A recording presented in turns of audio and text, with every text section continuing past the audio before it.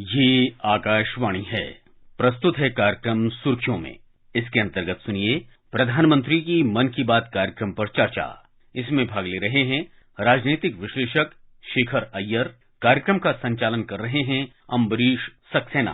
आज का हमारा कार्यक्रम प्रधानमंत्री के मन की बात पर आधारित है। शेखर जी, जैसा कि प्रधानमंत्री के मन की बात का आज जो संस्करण था तो उन्होंने विविध विषयों पर बात की, जिसमें जल संरक्षण के अलावा जो अपनी सांस्कृतिक धरोहर हैं उनको बचाने की बात थी, नशे के खिलाफ अभियान की बात थी, खेलों के प्रोत्साहन की बात थी। काफी सारी बातें प्रधानमंत्री जी जिस तरह से विविध विषयों पर चर्चा करते हैं, विविध विषयों को छूते हैं अपने इस कार्यक्रम में, वो आज भी उन्होंने किया। तो मैं आपसे जानना चाहूंगा कि आपको प्रधानमंत्री जी के जो मन की बात आज का कार्यक्रम था, उसके कौन से ऐसे प्रमुख बिंदु हैं जिन पर आप हमारे श्रोताओं का ध्यान आकर्षित करना चाहेंगे? आज प्रधानमंत्री के मन की बात में कई बातें उन्होंने रखी जो मैं मानता हूँ। उस पर कुछ ऐसी भी बातें थी जो बहुत महत्वपूर्ण है और हमारा दृष्टि आकर्षण कर रहा है उन चीजों पे, उन मुद्दों पर जिसको लेकर भविष्य और हमारे जो विरासत है दोनों पर ध्यान दिया गया है। आजकल कई जगह पे बारिश हो रही है, बाढ़ हो रहा है, कहीं पे जमीन खिसक रही है और साथ साथ में जिस तरह वहाँ के लोग किस तरह दूसरों को मदद कर रहे हैं, हमारे एनडीआरएफ जवान भी मदद कर रहे हैं और सब में वही स्पिरिट है जो सर्वजन हित जो काम है, सबके लिए मदद करना, जितना कोशिश है हम करना, उससे प्रधानमंत्री ने शुरू किया। साथ में ये भी बताया कि ये जो मौसम है, बारिश का मौसम यानी सावन महीना जो है, यही समय है हम वाटर कंजर्वेशन की काम कर सकते हैं और ये जो ट्री प्लांटेशन उसकी भी उन्होंने जिक्र किया। खास करके जो काम जो चल रहा है 50,000 अमृत सरोवर की जो बात हो रही है कि कई गांवों में लोग लगे हुए हैं अपने अपने नए कुएं खोलने में, ताकि जो बारिश के जो पानी है उस पे हम कंजर्व करें और फिर साल भर के लिए उस पानी को हम इस्तेमाल कर सकते हैं। और इसी तरह प्रधानमंत्री ने दूसरी बात कही, ये जो पेड़ लगाने का जो काम है वो भी बहुत ये हो रहा है। एक जगह की उन्होंने जिक्र किया जहाँ पे 30 करोड़ पेड़ लगाए गए हैं। और साथ पे देखिए, सावन महीना ऐसा महीना है, एक तरफ तो बाढ़ और अति बारिश के कारण कई नुकसान होती है, लेकिन दूसरी तरफ भी ऐसे मौसम है जहाँ पे आध्यात्मिक दृष्टि से, बाकी दृष्टि से, पर्यावरण की दृष्टि से भी चारों ओर हरियाली की एक वातावरण मिलता है। इसका भी प्रधानमंत्री ने जिक्र किया। साथ में उन्होंने ये भी बात किया कि यही समय है जब कांवड़िया निकलते हैं गंगा जल लेकर अनेक शिव स्थल जाने का, और इस बार 12 ज्योतिर्लिंग जहाँ भी है वहाँ बहुत भीड़ आ रहा है और खास करके काशी में इस बार 10 करोड़ से ज्यादा वहाँ पे श्रद्धालु पहुंचे हैं इस साल में। अपने आप एक रिकॉर्ड की बात है। और साथ में बहुत श्रद्धालु जा रहे हैं, अयोध्या जा रहे हैं, उज्जैन जा रहे हैं, मथुरा जा रहे हैं, सब जगह जा रहे हैं। और साथ में उन्होंने ये बहुत दिलचस्पी बात कही कि विदेश में भी अमरनाथ यात्रा जैसा जो पुण्य यात्रा है उसको बहुत लोग उसके बारे में जानकारी ले रहे हैं, वो आ रहे हैं। उन्होंने एक फॉरेन गेस्ट की बात की जिन्होंने जो स्वामी विवेकानंद और अमरनाथ के बारे में कहीं पढ़े थे, इसके बाद वो स्वयं आके अमरनाथ यात्रा में शामिल होना चाहते थे और गए भी, दिखे। और एक फ्रेंच महिला की भी बात जो योगा कर रहे हैं, उनको उम्र 100 साल है, 40 साल से योग का वो प्रैक्टिस कर रहे हैं। तो इस तरह कई बातें उन्होंने की। और इसमें उज्जैन की भी जिक्र किया जहां 18 जो पेंटर्स हैं वो अपने पूरा आर्ट फॉर्म डेवलप कर रहे हैं ताकि हम जो पुराण के बारे में किताब लिखना और अपने पेंटिंग के माध्यम से बच्चों को बताना, ये सब काम कर रहे हैं।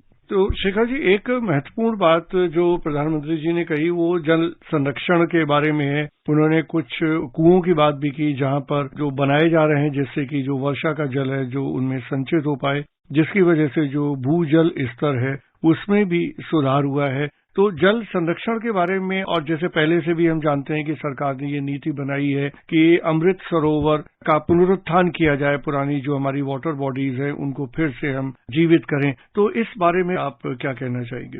प्रधानमंत्री जब अभी शहडोल गए थे मध्य प्रदेश, वहाँ उन्होंने पाखरिया विलेज में जो आदिवासी भाई और जो बहन है वो जो काम कर रहे हैं, वो प्राइम मिनिस्टर को बहुत इम्प्रेस किया कि किस तरह वहाँ पे काम करना शुरू कर दिया कि कई जगह वो कुएं पानी को कंजर्व करने के लिए कर रहे हैं। और उनकी एक टारगेट है कम से कम पूरा एरिया में रिचार्जिंग के लिए 800 कुएं वो खोलना चाहते हैं। तो वो अपने आप में एक बड़ा रिकॉर्ड है।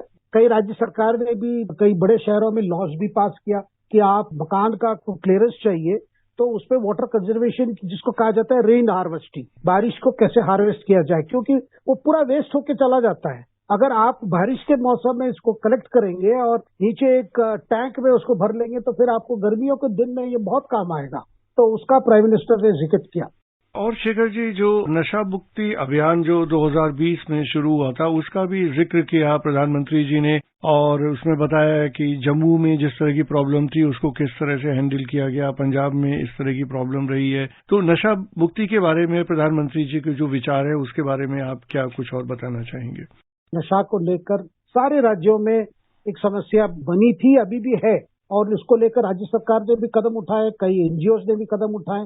तो उन्होंने वो चंडीगढ़, लद्दाख में, जम्मू में कई एडवेंचर स्पोर्ट्स करा रहे हैं युवाओं को इन्वॉल्व करके। वो साथ साथ ये जो ड्रग्स के खिलाफ एक प्रकार से अभियान, एक कैंपेन उन्होंने शुरू की है, उसका अच्छा इम्पैक्ट हो रहा है। लोग जान पा रहे हैं, उनको अवगत किया जा रहा है कैसे उस नशा के अगर आप चक्कर में पड़ जाएंगे तो आपकी जिंदगी कैसे बर्बाद हो जाती है। ये सारों चीजों को लेकर प्रकार से कैंपेन जो शुरू हुआ है उसको प्राइम मिनिस्टर ने बहुत अच्छी तरह से डिस्क्राइब किया। और केवल ये नहीं है कि हमें हमेशा की जब कोई एडवेंचर टूरिज्म की जो बात होती है कि आप बाइक पे चले जाओ या कभी म्यूजिकल नाइट होता है, मतलब मनोरंजन के साथ साथ एक प्रकार से एक कॉमन कॉज है, एक मैसेज दिया जाता है, तो उसकी उन्होंने जिक्र किया। और इसको कहते हैं कि वाडा क्लब्स, यानी victory against drug abuse, VADA।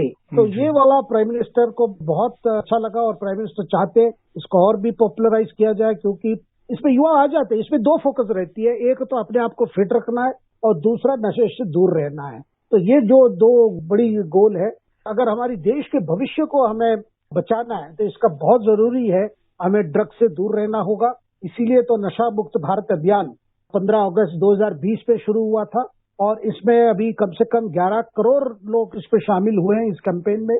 और आपने ये खबर भी देखी होगी, अभी 2 हफ्ते पहले जब जो ड्रग्स सीज गए, कम से कम 1.5 लाख kg का जो ड्रग्स है उसको पूरा डिस्ट्रॉय किया गया और उसका मार्केट वैल्यू 12,000 करोड़ बताया जाता है। लेकिन सवाल यह है कि अगर इस तरह की कैंपेन से कि हम अगर अपने युवाओं को, खास करके आजकल देखिए जो लोग ये ड्रग ट्रेड में, वो छोटे छोटे स्कूल बच्चे को भी टारगेट करते हैं, इसलिए बहुत जरूरी है घर में, स्कूल में, कॉलेज में इसकी हमेशा एक प्रकार से कैंपेन जारी रहनी चाहिए।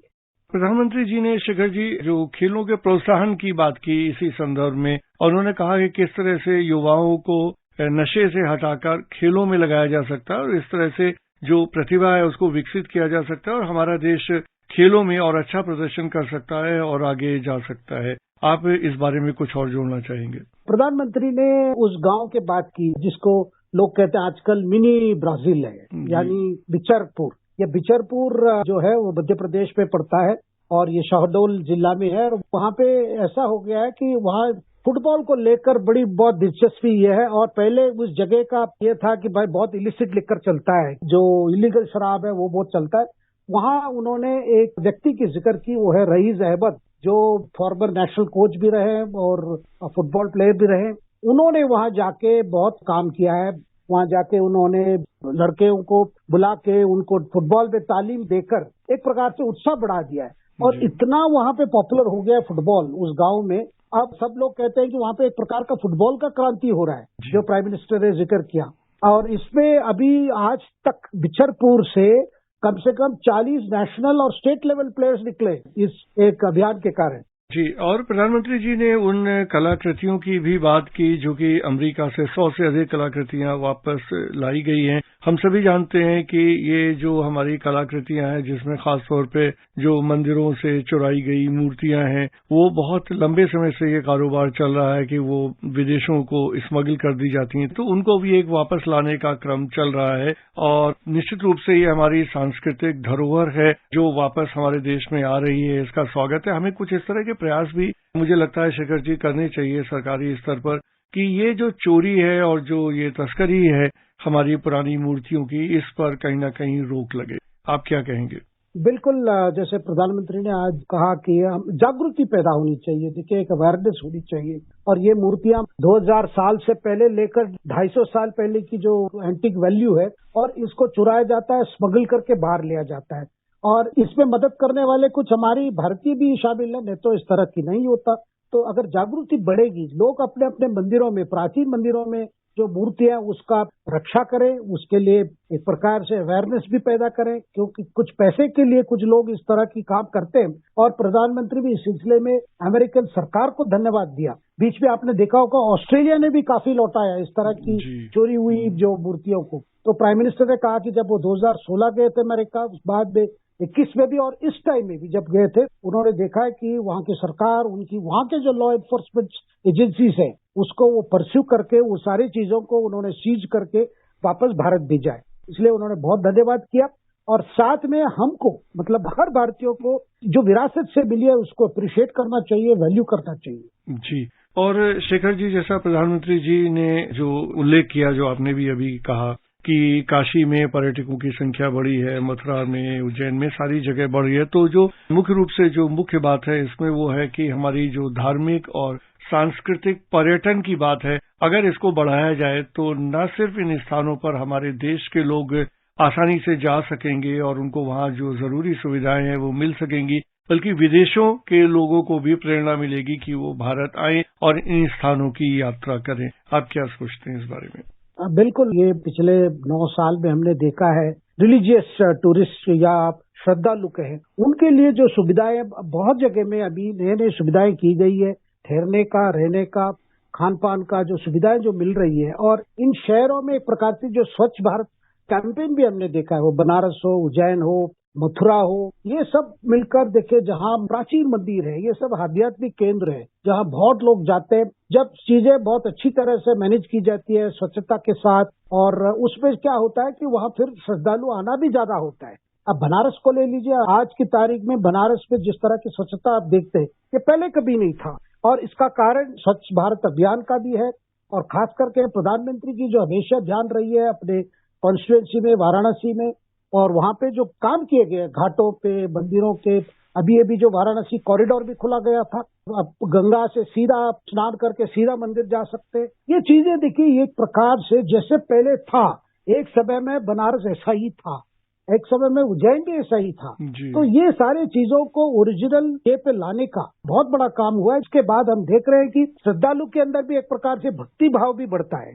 शेखर जी, मैं इसी के साथ एक बात का और उल्लेख करना चाहूंगा, जो प्रधानमंत्री जी ने कहा कि जैसे हमारे यहाँ से तीर्थयात्री हज करने के लिए जाते हैं, मुस्लिम भाई बहन जाते हैं, तो अब महिलाओं को भी ये परमिशन मिल गई है कि वो बिना किसी सहायक के जा सकते हैं। और इस बार रिकॉर्ड नंबर लगभग 4000 से ज्यादा जो महिलाएं थी, भारतीय मुस्लिम महिलाएं थी, उन्होंने हज की यात्रा की। ये भी काफी स्वागत योग्य बात है।